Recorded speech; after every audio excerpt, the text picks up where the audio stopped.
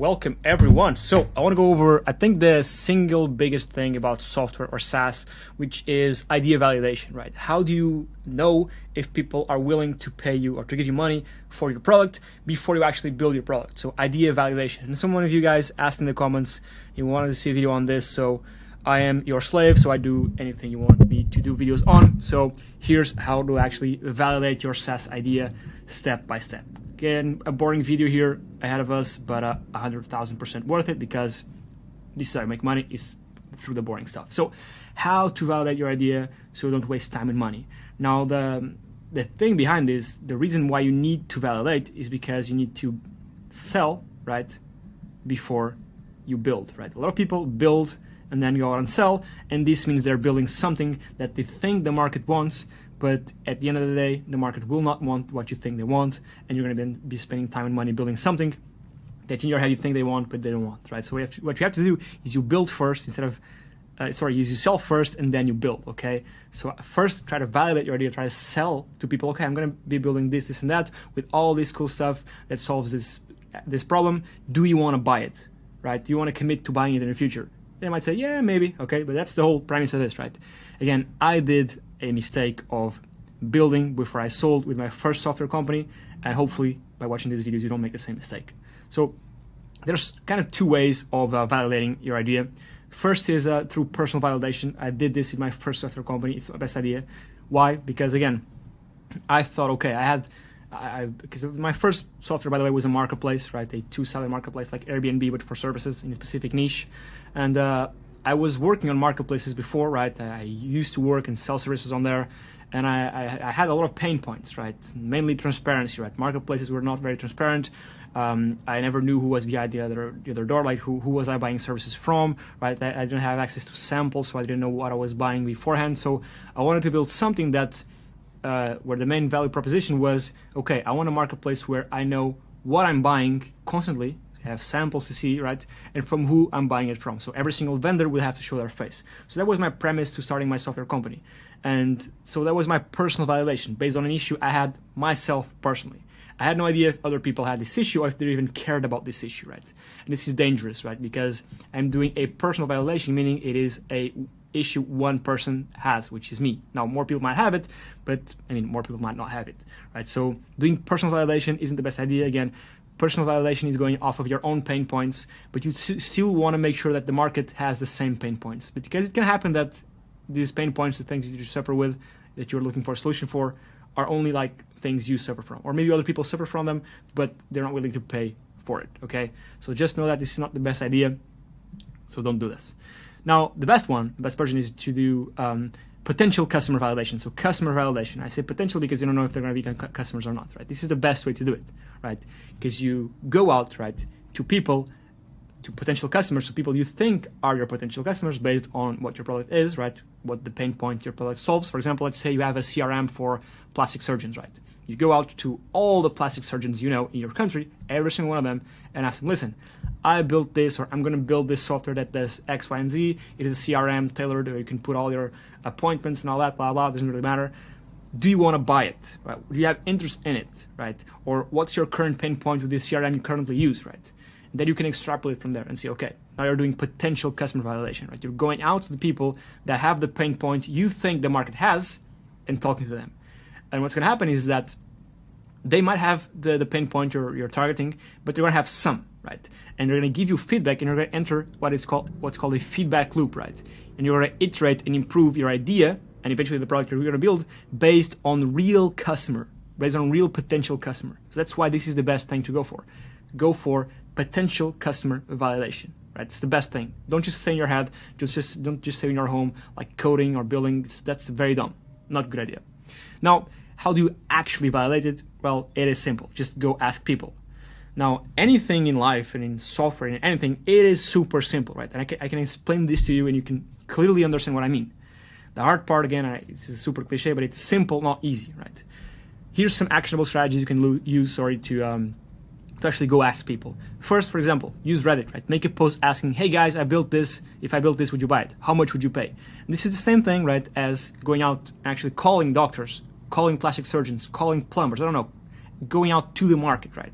You can use Reddit, if you are afraid to do cold calls, if you don't want to meet people, right? Or maybe your target customers you think are on Reddit, right? Because, for example, plastic surgeons or plumbers or whatever don't hang out on Reddit. But but your potential customer for your SaaS might hang out on Reddit. So yeah, you go on Reddit, right? You go where your customer is. You go where you think your customer base is, right? Maybe it's a Facebook group. Maybe it's, I don't know, Pinterest boards. Maybe it's TikTok, right? We don't know, right? You know better than I do, right? You know what your SaaS idea is, and by now you should have an idea of the issue you're solving and from who, for who, like for your ICP, your ideal customer profile, okay? So, for example, go on Reddit. You actually go ask people, right? It's a pain in the ass, but it's super cool because you ask people, you get feedback, you get new ideas to improve the product. It's one of the coolest things about SaaS when you're building it. It's the starting process.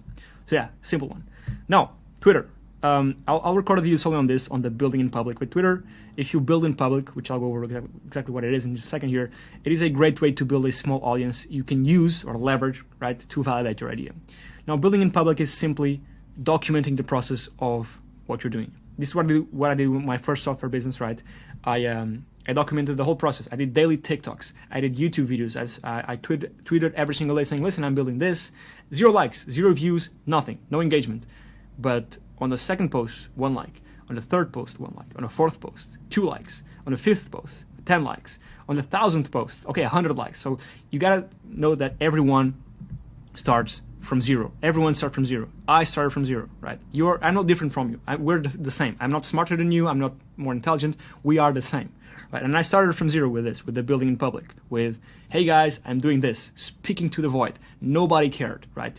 But eventually you can climb up the ladder slowly and 2 people care, right? And suddenly 10 people care, and then 100 people care, and then thousands of people care, right?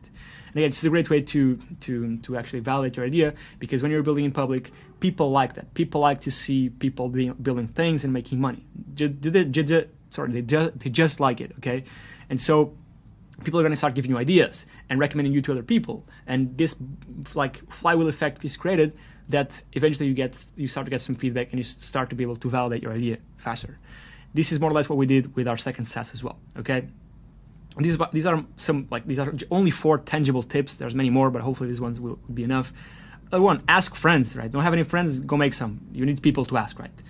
If you think, based on your ICP, based on your ideal customer profile, which is the person you're going to be selling your software to, the person that has a problem or an issue that your software sells, person or business, right? And if you think you have some friends, family that fill in and that are this ICP, this ideal customer profile, just go ask them. Hey, listen, mom, dad, whatever, friend, would you pay for this? And they tell you, maybe if you had this. Okay, I'm going to add this. And then ask another one. Would you pay for this? Maybe, but you have this, but I prefer it if you do it like that. You do it like that. You improve based on potential customer feedback, right? Super simple. The final one is, of course, build a shitty MVP and reach out to who you think your potential customer is via cold email or DM. So for cold outreach, so for actively reaching out to these people via email or DMs, I think, I might be wrong, right? But one of the best ways you can do it is to either build a shitty working product and email people saying, listen, I know you are this person that has this pain point. I build a software that solves that pain point. Here's a demo, maybe a Loom video. Maybe you don't even have to build an MVP. Just do some mockups in Figma, right, with a UI, right, and record the video going over what the issue that you're solving is and how your product looks like. I did this actually for one of the softwares that I wanted to start for like a month, which of course then I didn't went through because the issue we were solving wasn't the issue that people were willing to pay. But what I did was I just went on Figma, right? I built all the screen, oh no, not all, but like 2 or 3 screens on Figma of how the product will look like. It was like a CRM for service-based agencies, right, where they could deliver files to their clients. I actually built this. If I find it, I'll add a screenshot here. If I don't, I won't.